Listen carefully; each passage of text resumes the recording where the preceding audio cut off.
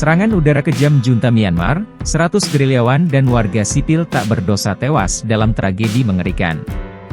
Dikutip dari Tempo, Jakarta. Tidak kurang dari 100 gerilyawan anti-junta Myanmar, warga sipil dan anak-anak, tewas dalam serangan udara oleh penguasa militer terhadap sebuah desa di daerah Sagaing di barat laut Myanmar, Selasa, 11 April 2023. Militer Myanmar berdalih melakukan serangan mematikan pada pertemuan desa yang diselenggarakan oleh pemberontak dan jika warga sipil ikut tewas itu karena mereka dipaksa untuk membantu teroris. Baca juga. Serangan ini paling mematikan dalam serangkaian serangan udara militer baru-baru ini. X. Myanmar berada dalam kekacauan sejak kudeta tahun 2021 yang mengakhiri satu dekade reformasi tentatif yang mencakup pemerintahan sipil pimpinan pemenang hadiah Nobel Perdamaian Aung San Suu Kyi.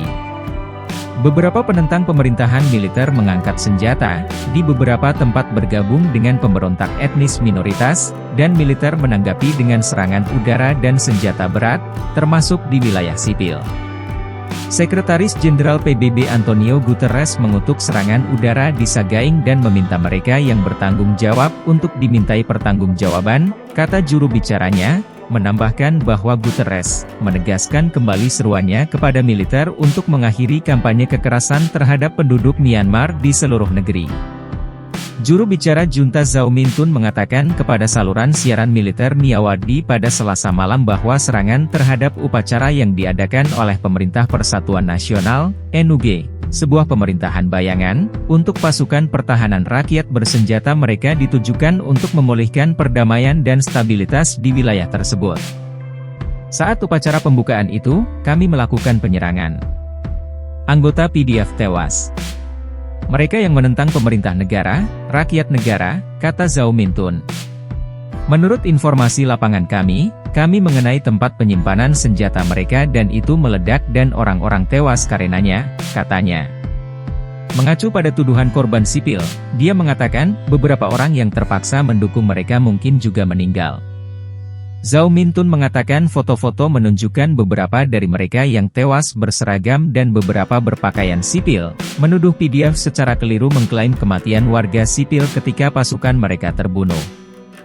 Dia juga menuduh anggota PDF melakukan kejahatan perang dan membunuh biarawan, guru, dan penduduk tak bersalah di daerah yang tidak mendukung oposisi.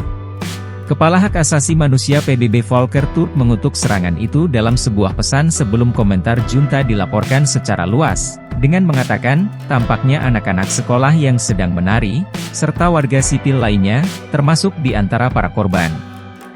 Mengutip penduduk di wilayah tersebut, BBC Burma, Radio Free Asia, RFA, Burma, dan portal berita Irrawaddy melaporkan antara 80 dan 100 orang, termasuk warga sipil, tewas dalam serangan militer tersebut.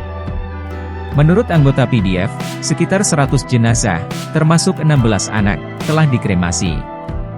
Jumlah pasti korban tewas masih belum jelas karena bagian tubuh berserakan di mana-mana, kata anggota PDF yang menolak disebutkan namanya itu. Pejuang oposisi Myanmar yang bersenjata ringan tidak memiliki pertahanan yang efektif melawan angkatan udara militer.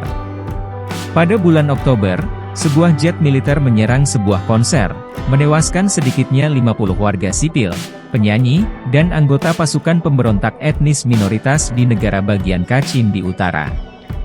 Kia Zhao, juru bicara NUG, mengatakan diyakini hampir 100 orang tewas dalam serangan Selasa ketika jet angkatan udara menjatuhkan bom ke penduduk desa dan helikopter tempur kemudian menindaklanjuti, menyebutnya sebagai serangan militer yang tidak masuk akal, biadab, dan brutal. Militer membantah tuduhan telah melakukan kekejaman terhadap warga sipil dan mengatakan sedang memerangi teroris yang bertekad untuk mengacaukan negara. Militer telah memerintah Myanmar selama hampir 60 tahun terakhir dengan mengatakan bahwa itu adalah satu-satunya institusi yang mampu menyatukan negara yang beragam itu.